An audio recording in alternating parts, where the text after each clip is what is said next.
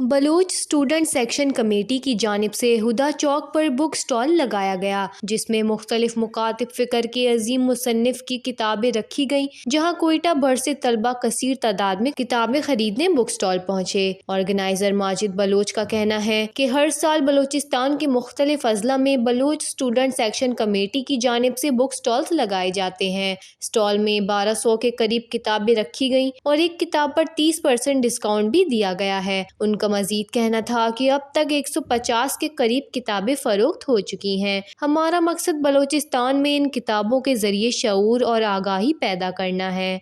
Baloch student action committee کا سال بندہ تھا ہٹے با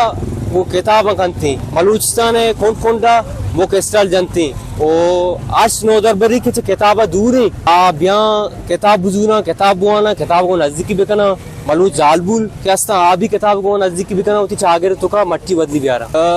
بلوچستان سنے کل جگہ اس طرح لگ گئے تربتا بولانا بارکانا بعض جگہ اس طرح لگ گئے چچ کے باندھا ہم اس طرح لستے بروریا ایون سٹی عمودہ اس طرح بھی لگ گئے۔ دوسری جانب بک سٹالز میں آئے ہوئے طلبہ کا کہنا تھا کہ بلوچ اسٹوڈنٹ ایکشن کمیٹی کی جانب سے اس بک سٹال کا لگانا کوئٹہ کے طلبہ کے لیے خوش آئند اقدام ہے۔ یہ ایک اچھی بات ہے ہمارے اسٹوڈنٹ کے لیے، بہتر بات ہے، اس میں ہم لوگوں کی قابلیت بڑھتی ہے الحمدللہ، اور ہمارے نوجوان قابلیت کی تعریف بھی ہے اور بلوچستان کے لوگوں میں یہ کانفیڈنٹ بھی ہے الحمدللہ، وہ بالکل اپنا محنت کریں گے، انشاءاللہ بڑھنے کے لیے کوشش بھی کریں گے اور انشاءاللہ یہ ہم لوگ کو فائدہ ہے۔ یہ اسٹوڈنٹ ہمارے بہتری کے لیے بلوچستان یہ اسٹوڈنٹ یہ ہمارے لیے بہت فائدے مند ہے۔ یہ ہمارے نوجوان ہیں آج کل زیادہ تر خراب ہوتے ہیں نشے پتے میں، یہ کتابیں تعلیم یافتہ ہم لوگوں کو ایجوکیشن ایک بڑا صحبت دیتا ہے۔ میں طلباء کو یہی پیغام دوں گا کہ وہ آئیں اور اپنا علم کے ذریعے جو کتاب ہے تو اپنا کتاب کے ساتھ رشتہ جوڑیں، کیونکہ بکس کا وہ ریلیشن ہے جو ہمیشہ آپ کا پوری زندگی میں کام آتا ہے۔